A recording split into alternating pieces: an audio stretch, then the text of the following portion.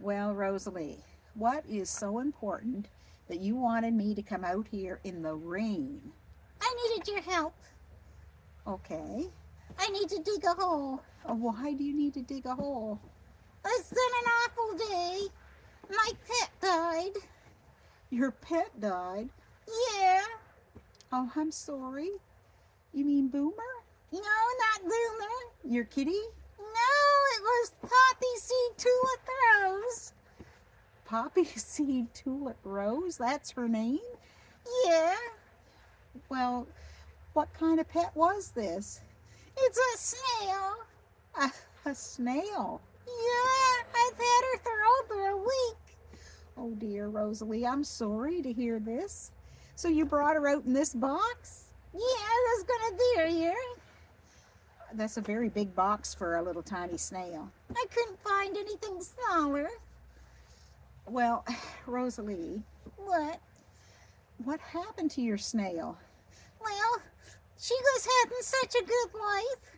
She was eating grass and eggshells, and I even put some vegetables and fruit in there, and she was so happy. I've never seen a happy snail. Oh, yeah, she was, though.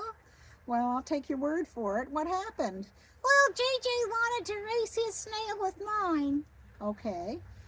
and she wasn't going very fast, so I kind of slaughtered her. Oh, And when I picked her up, I think I killed her. I hit her too hard. oh, Rosa-Leigh, it's okay. I mean, snails don't usually last that long. They don't? No, I don't think so. They don't. But you know, let me tell you a story that happened to Jesus. Yeah? Kind of goes along something like this. You see, he was going into the city of Nain with his disciples, and a great crowd followed him. He usually had a crowd following him everywhere. That's right, and this was no different. And as they went into the city, there was a funeral procession coming their way.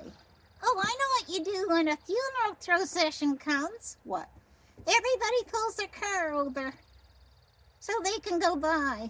Well, usually you do, yes, but they weren't in cars, they were walking. Oh, I see.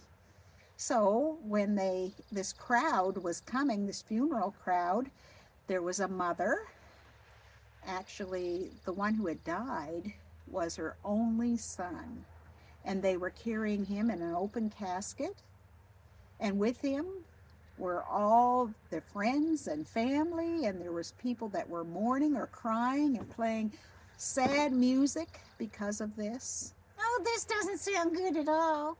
No, it doesn't. In fact, when Jesus saw all this happening and the crowd that was following him, he came right up to the woman and he said, "Don't cry." But it's sad. It's really sad. Well, it was, but he wanted her to have hope. In what? Well, he came right over to that open casket and he put his hand on it and he said, "Young man, I say to you, get up." What? But he's dead. Well, he was. But then it says, so he who was dead, that young man, he sat up and he began to speak. What? Jesus raised somebody from the dead? He did. Oh, that's amazing. Well, it is amazing. And you know that fear came upon all the people. Well, obviously, somebody who can make a dead man alive. That's really amazing. That's right. And you know, some people in the crowds, they thought, oh, this is a great prophet that is among us. Because not far from there, years before, Elisha had raised a young man from the dead. And they thought, this man must be just like Elisha. He can bring people back to life. Yeah, but he's more than that. That's right. Others said God has visited his people today. Some of them knew this means it must be the Messiah, the Son of God. Oh, well, that's a really cool story. It is. Because he had raised this boy from the dead, this young man from the dead, Many believed in him that day, but you know, Rosa-Leigh, he's the same God today as he was back then. You know, the Bible says with God nothing is impossible. It also says cast all your cares on him because he cares for you. You know, there's some people out there, maybe your family is going through some really hard times, but you know, there's no one that cares for you like Jesus. The Bible tells us to cast all our cares on him because he cares for you. He saw that woman, that widow woman, who had no husband, and now her only son was gone, and he had compassion on her. He wanted to help her. And so he raised her son back to life again. You know, God's able to do above and beyond what we can ask or think, but we need to put our trust and faith in him. I hope today, as you go through hard times, I hope you will trust in Jesus because he is able and willing to help us in our time of need. He has the power to help. That's right. Well, Rosa-Leigh, I think we should look in your box for a minute. Show me your snail. Let's see.